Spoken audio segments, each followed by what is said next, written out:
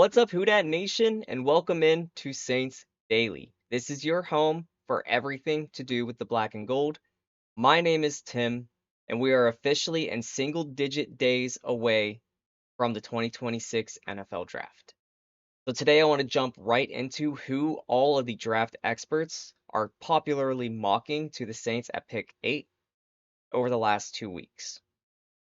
In order, the experts seem to have the Saints drafting Ruben Bain, followed by Carnell Tate, David Bailey, and then bringing up the rear, Makai Lemon as the top four prospects that have been mocked to the Saints over the past couple weeks.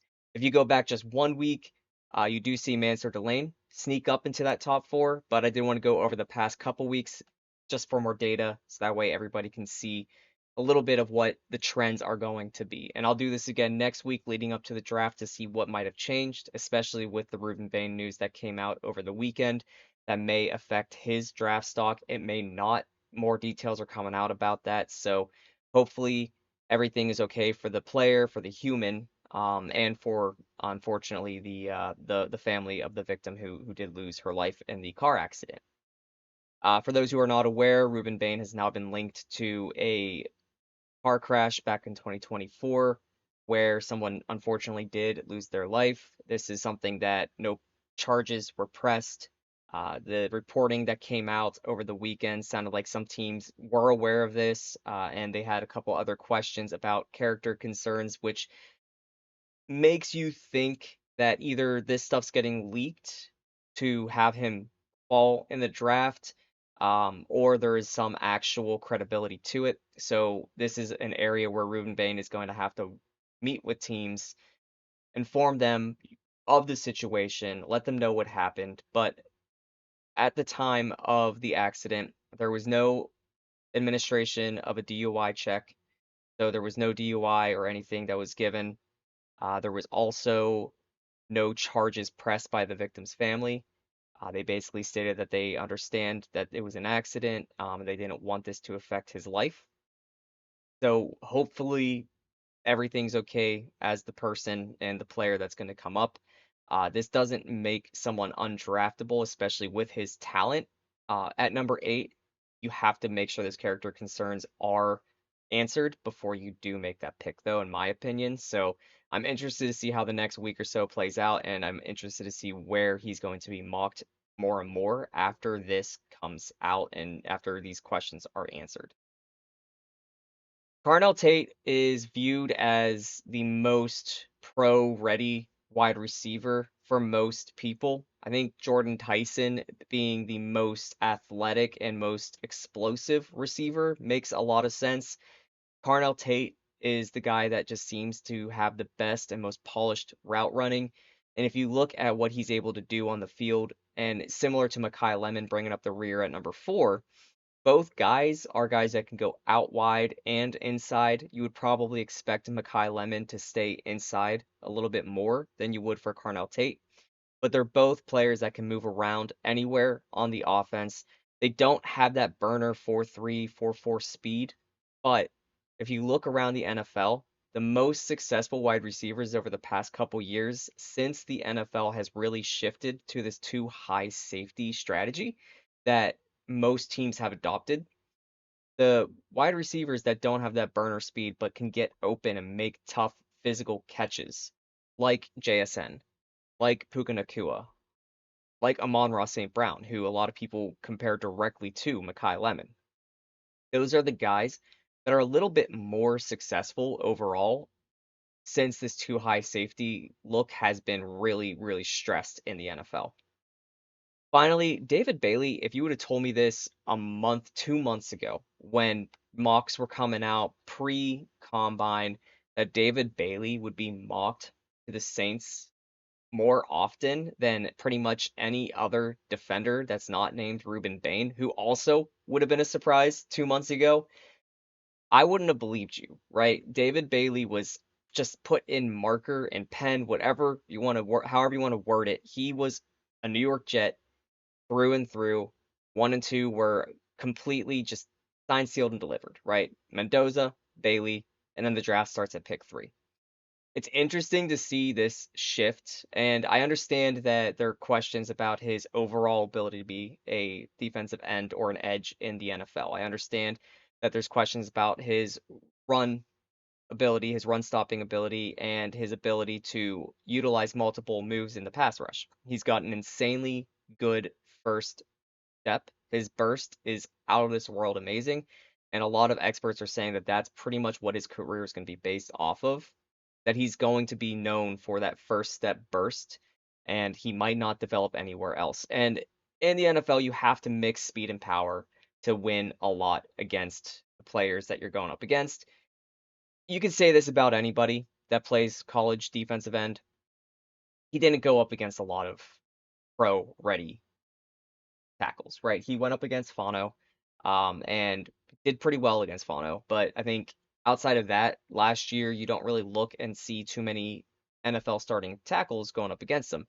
Again, that's something you could say about most players, though. So I understand a little bit of the fall, but it is kind of interesting that it's happening 1 week before the draft, 2 weeks before the draft is actually happening, because this is whenever the coaches finally get involved.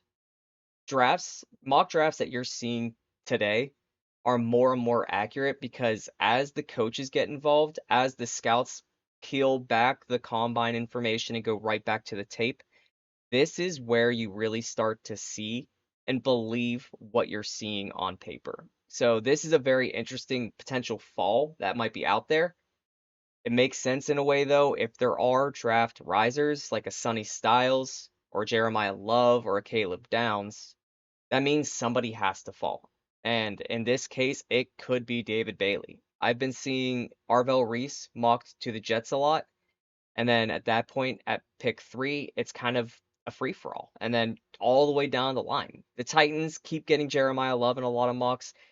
I'm curious to see if they will go with Love. Their offensive line does need a lot of work. Is this a Raiders situation where they just draft the guy that they know is a generational running back and work on the line in the offseason coming up?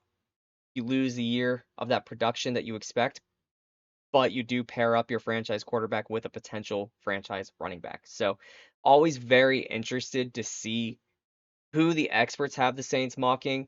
Still to this day, I am a Caleb Downs believer. If he is available at pick 8, that is who I want the Saints to get. I really think he fits this scheme on defense better than anybody else in the draft that would be there at 8 that you would realistically pick at 8. So I would love to see the Saints get Caleb Downs, fill that dual corner safety role, right? It kind of helps with that positional value argument that that you would pick a safety at 8.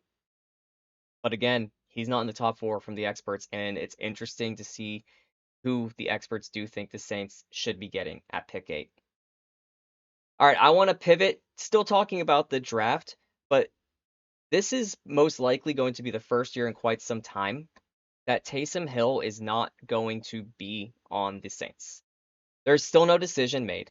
He hasn't announced his retirement. He hasn't announced he's not coming back, and the team hasn't announced that either.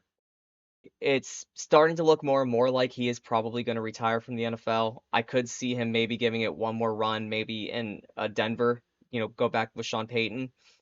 And the reason why I don't think he comes back to the Saints is just last year it wasn't there, right? And I think Kellen Moore gave him a great send off for his last home game in the Dome, getting a touchdown, giving him the ball a little bit more, getting him more involved in the offense during that game, get him that fanfare and reminder to the Saints fans of what and how awesome of a unique unicorn that this player was.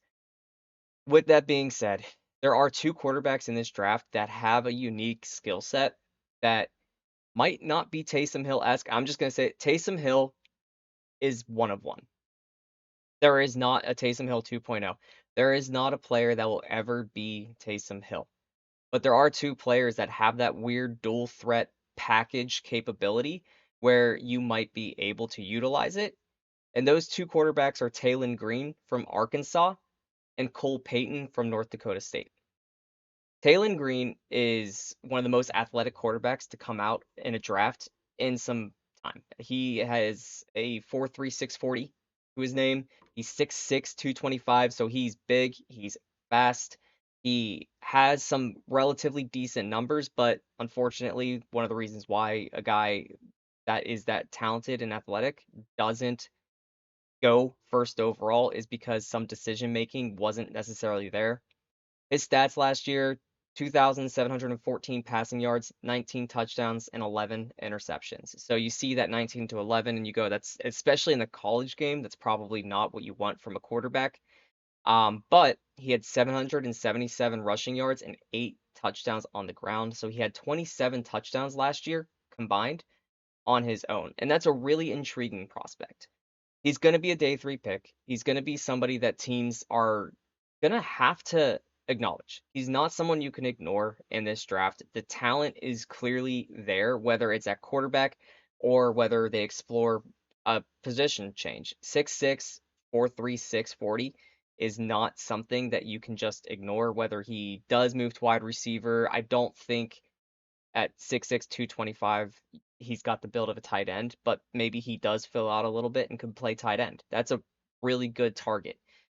You have to figure out if he can run routes, if he can block, if he can do all that. I think everything I've seen online is saying that he would prefer to stay a quarterback, and that's how he is going to go into the draft, is as a quarterback. It is an interesting scenario, though. This team, moving on from Taysom Hill and a package that this team has already built out, is no longer going to be a part of this offense. So it makes sense to maybe target someone who could do some Taysom-like things, but you would have to build a package around Taylon Green and hope that he can develop into something similar to Taysom Hill. The other quarterback in this draft that I actually really like for a Taysom Hill-esque replacement is Cole Payton from North Dakota State. He's 6'3", 232. He doesn't run a 4.36 40, but he does run a 4.56, which is still very fast for a quarterback for really anybody in the NFL. He's built more like Taysom. He's got a very thick lower body. He can run through contact. He's hard to bring down. He was great on designed runs and has insanely good balance overall. His stats last year: he was 198 of 282 for 3,190 passing yards, 21 touchdowns, and 6 interceptions. I'm sorry, that wasn't last year. That's his career. He was only a starter for 1 year, so that's mostly last year. His rushing stats: he averaged 6.7 yards per carry. He had 287 carries for 1,919 yards and 31 rushing touchdowns. That is the number that stands out to me more than anything. 31 rushing touchdowns on 287 carries from the quarterback position, with really only 1 year starting, shows that he was trusted on the goal line to push the ball into the end zone on the ground on design runs. That is Taysom-esque.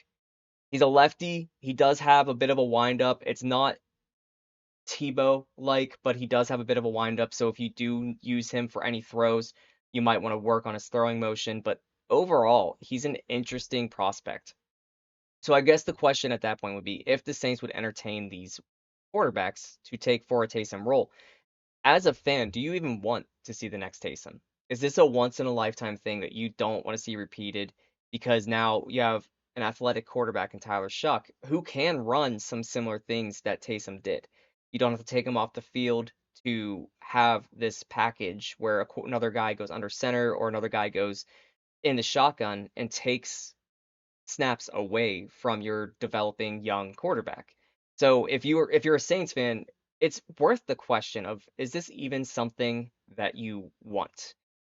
Personally, I think I would stay away from a Taysom type player, but I would also be very excited to see how both of these players' careers turn out. They seem extremely intriguing, and it's something that I am definitely interested in and I'm going to be following their careers throughout their entire time in the NFL. All right, up next, I want to talk about the kicker battle and why there isn't currently a kicker battle on the New Orleans Saints. Charlie Smith is currently slotted in to be the starting kicker, and as far as anything that I have been able to find, there's really no competition that has been brought in to this point. Charlie Smith For those who are unaware, he came in through the International Player Pathway Program in 2024.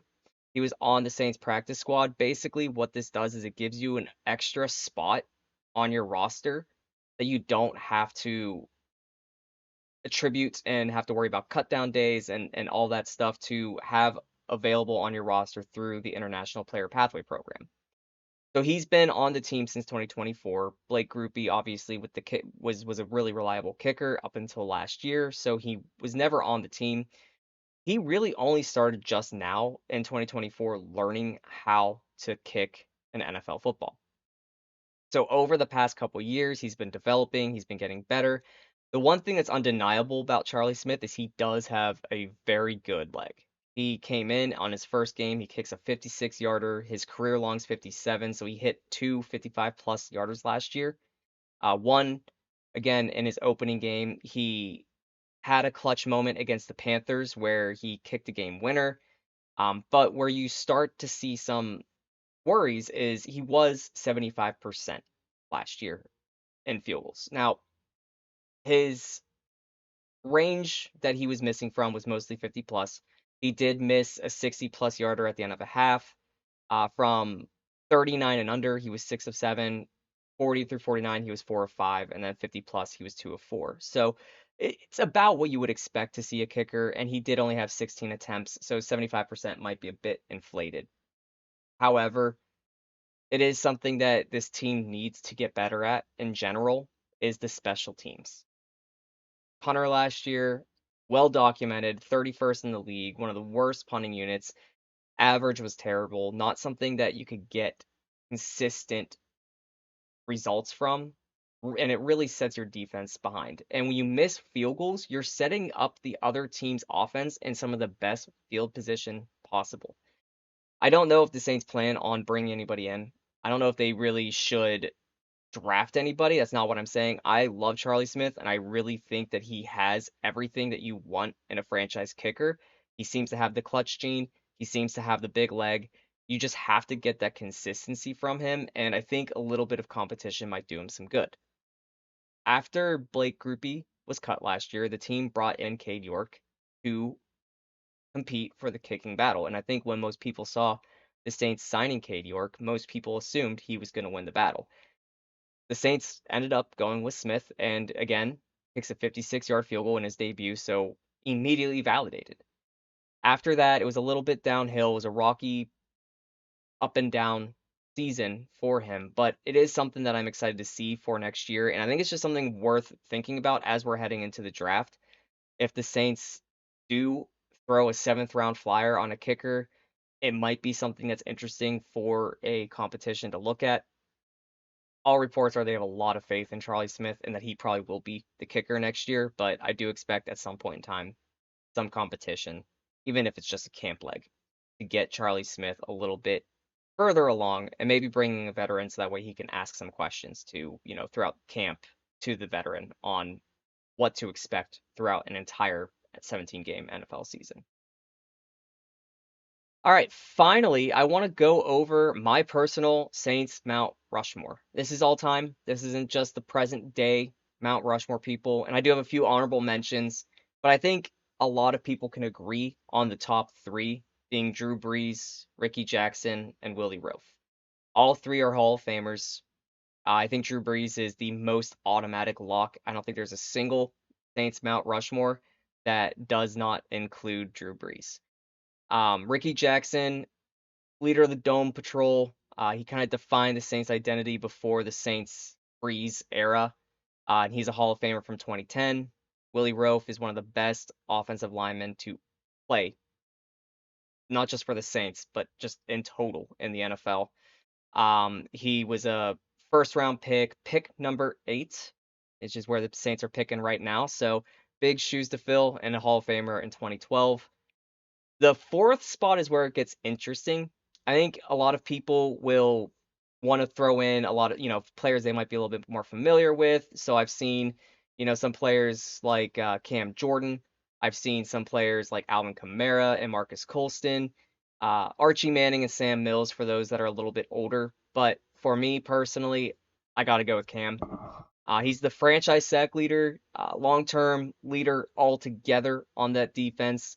He kind of brought everybody together. He defines the Saints, and I really think that if you think of, to me at least, when I think of a New Orleans Saint, I think of Drew Brees. But after that, I think of Cam Jordan, and I think he represents the city super well. I know I didn't really get a chance to watch Willie Roaf and Ricky Jackson back in the day, so maybe for some of the older Saints fans, those would be the guys that you would think of. Maybe Archie Manning is another guy that would be potentially considered. But for me, my Mount Rushmore: Drew Brees, Ricky Jackson, Willie Roaf, and Cam Jordan. One of the reasons why I wanted to bring that up is because we are heading into the draft, and it's always very important to remind everybody that talent can come from anywhere. Drew Brees was pick 32 in a weird year where there was a lost first round pick. He was the first pick in the second round. Ricky Jackson was pick 51, so he was a round 2 pick. Willie Roaf, we already said this, pick number 8, where the Saints are picking this year. And then Cam Jordan, another first round pick. So in this Mount Rushmore, there are 2 players that are second rounders and 2 players that are first rounders. So just because your first round pick is typically who everybody talks about, what all people care about leading up to the draft, it doesn't mean that that's the only player on your team that can work out. Again, Alvin Kamara was not a first round pick. Marcus Colston, famously, was not a first round pick. Just altogether, when you're looking at a draft, you have to look at the full draft, and usually 3, 4, 5 years down the road to actually judge how successful it was. You can hit on a first rounder and miss on everything else, and a lot of people will say, well, they hit on the first rounder. And it's weird because if you miss on the first rounder but hit everywhere else, a lot of people will be like, yeah, but they missed on the first rounder. So it's kind of a weird setup where a lot of people put so much pressure on that first round pick. But as excited I am for day one of the draft, I'm excited to see who the Saints go after in rounds 2 through 7 as well. And I think the rest of the week, I want to focus on who they could get in those rounds as well. Thank you everybody for watching this video. If you enjoyed it, please press subscribe, share with your friends, and drop a like. And as always, we'll catch you next time.